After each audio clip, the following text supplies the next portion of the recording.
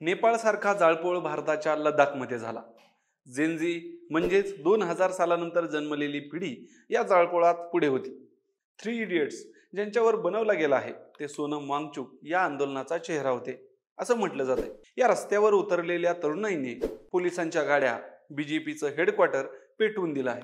त्यांना पांगवण्यात 4 जणांचा मृत्यू आणि अनेक जण गंभीर जखमी झाल्याचं सांगण्यात येते. शांत आणि संयमी समजल्या जाणाऱ्या लडाखच्या लोकांनी हे हिंसक आंदोलन का केलं आणि याच्या मागे चाललेलं राजकारण ही फक्त लडाखसाठीच नाही तर देशासाठी धोक्याची घंटा असल्याचं सांगितलं जात आहे. याचीच सविस्तर माहिती आपण या व्हिडिओत घेणार आहोत. नमस्कार मंडळी, मी दिनेश आणि तुम्ही पाहताय आपलं यूट्यूब चॅनल महाराष्ट्र कट्टा.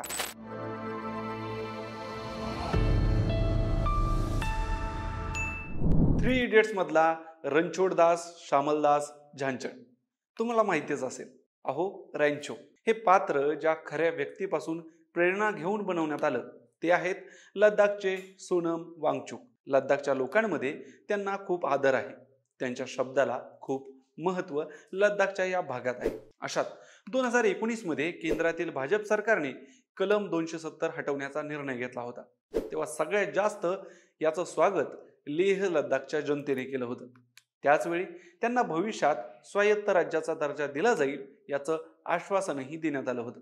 370 हटवल्यानंतर संसदेत एका लडाखच्या तरुण खासदाराचं भाषण खूप गाजलं होतं. अर्थात तो भाजपचा होता, पण लडाखची लोक यामुळे खूप खुश आहेत असं यातून सांगण्यात आलं. पण जसजसे दिवस पुढे जाऊ लागले तसा तिथल्या स्थानिक लोकांनी त्यांना केंद्रशासित प्रदेश न ठेवता राज्याचा दर्जा देण्याची मागणी सुरू केली. आणखीही काही मागण्या त्यांच्या आहेत, त्यावर आपण पुढे बोलणारच आहोत. पण याच मागण्यांना घेऊन सोनम वांगचुक सध्या 20 दिवसापासून उपोषण करत होते आणि त्यांच्या आंदोलनाला सरकार महत्त्व देत नाही हे पाहूनच तिथल्या तरुणांनी जो मोर्चा काढला त्याला हिंसक रूप मिळालं. पोलिसांच्या गाड्यांपासून ते भाजपचं लडाखमधलं हेडक्वार्टर आगीच्या हवाली करण्यात आलं. आता सध्या लडाखमध्ये कर्फ्यू लावण्यात आला आहे. पण इथे प्रश्न पडतो, अगदी शांत समजल्या जाणाऱ्या लडाखवासियांनी अशा हिंसक आंदोलनाचा मार्ग का स्वीकारला असेल? याच्या मागे काही बाहेरच्या शक्ती तर काम करत नाहीत ना? देशाच्या सीमेवर असणाऱ्या या प्रदेशाला अशांत करण्याचा कुणाचा डाव तर नाही ना? चला याच्यावरच चर्चा करूया. मंडळी, तुम्हाला माहिती असेलच, बांगलादेशमध्ये एका वर्षापूर्वी हिंसक आंदोलनं झाली. तरुण रस्त्यावर उतरले आणि पंतप्रधान शेख हसीनांना देश सोडावा लागला. त्यावेळी एक माणूस ज्याला मोठमोठे पुरस्कार मिळालेले होते तो बांगलादेशचा प्रमुख बनला. त्याचं नाव मोहम्मद युनुस. त्यांना अर्थविषयक बदलांसाठी मोठमोठे पुरस्कार मिळाले होते. त्यांचंही नाव बांगलादेशमध्ये खूप आदराने घेतलं जायचं. आज 1 वर्ष झाल्यानंतर हा माणूस गादीवर बसवण्यासाठी अमेरिकेने मदत केल्याचं समोर आलं आहे. आता तुम्ही म्हणाल, आपला विषय तर लडाखचा सुरू आहे, मग हे बांगलादेशमध्येच कुठून आलं? तर सांगतो. एखाद्या देशात अराजक माजवण्यासाठी स्थानिक प्रश्नांवर वातावरण गरम करायचं. तरुणांमध्ये राग तयार झाला तर पेटवापेटवी करायला वेळ लागत नाही.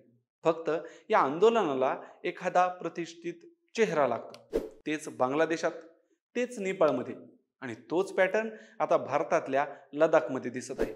लडाखचा इतिहास पाहिला तर इथली जनता अशा हिंसेसाठी ओळखली जात नाही. या संपूर्ण लेह लडाखची लोकसंख्या किती आहे? फक्त 3 लाख. आणि लांब लांब अंतरावर आपल्याला गावं, घरं पाहायला मिळतील. तिथे फक्त राज्याचा दर्जा मिळावा म्हणून हिंसक आंदोलन हे शंका निर्माण करणारं आणि चिंता वाढवणार आहे. कारण भूराजकीय दृष्ट्या लडाख खूप महत्वाचा भाग आहे. तिथे जर आतूनच विद्रोह सुरू झाला तर काश्मीरच्या खोऱ्यात काय होतंय हे आपण पाहतच आहोत. ज्या सोनम वांगचुक यांच्याकडे या आंदोलनाचा चेहरा म्हणून पाहिलं जाते त्यांच्यावर टीका करणारे सुद्धा आहेत. आंदोलकांच्या अनेक दिवसांपासूनच्या काही मागण्या आहेत की लडाखचा समावेश 6th शेड्यूलमध्ये करावा. आता हे 6वं शेड्यूल काय आहे? तर यामध्ये ट्रायबल भाग आला. कारण की लडाखचा 98% भाग हा ट्रायबलच आहे. या ट्रायबल भागात जिल्ह्यानुसार स्वायत्तता मिळते काही प्रमाणात. काही न्याय निवडायचे अधिकार पण त्यांना मिळतात, ज्याला ज्युडिशियल पॉवर म्हणतात. आता हाच मोठा विषय आहे. 370 हटवलं कारण एक देश एक संविधान पाहिजे अशी मागणी होती. अशात परत लडाखमध्ये स्वायत्त राज्यासारखा दर्जा म्हणजे अवघड आहे. एकतर ते सीमेवरचं आणि खूप महत्वाचं ठिकाण असणारं राज्य. शिवाय 3 लाख लोकांनी एवढा मोठा प्रदेश चालवायचा म्हणजे काही खायचं काम नाही. आपल्याकडे एका आमदारासाठी मतदारांची संख्या 3 लाख असते. अशात एवढ्याशा लोकांनी संपूर्ण राज्य चालवायचं, शिवाय स्वतःचे वेगळे कायदे बनवायचे, यावर केंद्र सरकार सहमत नाही. पण तरीही चांगल्या पद्धतीने आजपर्यंत त्यांना मदत करण्यात आली आहे. तिथे बोटी आणि उर्दूला ऑफिशियल लँग्वेजचा दर्जा देण्यात आला आहे. एक मोठा निधी ज्याचे बजेट तिथली हिमालयन काउन्सिल ठरवते. तरीही लोकांच्या काही मागण्या आहेत, ज्याच्यावर ऑक्टोबरमध्ये बैठक होणार होती. पण त्याच्या आधीच हे हिंसक आंदोलन झालं आहे.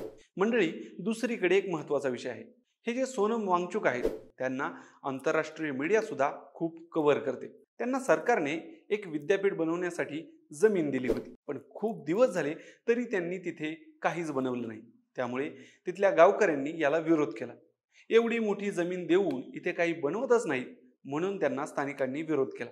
यानंतर त्यांच्याकडे दिलेली जमीन सरकारने, जी 40 वर्षांसाठी भाड्याने दिली होती, ती परत घ्यायचा निर्णय घेतला.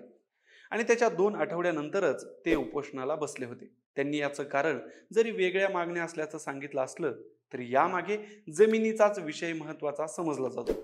आणि याच उपोषणामुळे हे हिंसक आंदोलनही झालं. सध्या त्यांनी त्यांचं आंदोलन मागे घेतलं आहे आणि आपला या हिंसेशी काहीही संबंध नसल्याचं सांगितलं आहे. तर मंडळी, ही होती एकंदरीत लद्दाखची परिस्थिती आणि त्याच्या मागच्या राजकारणाची गोष्ट.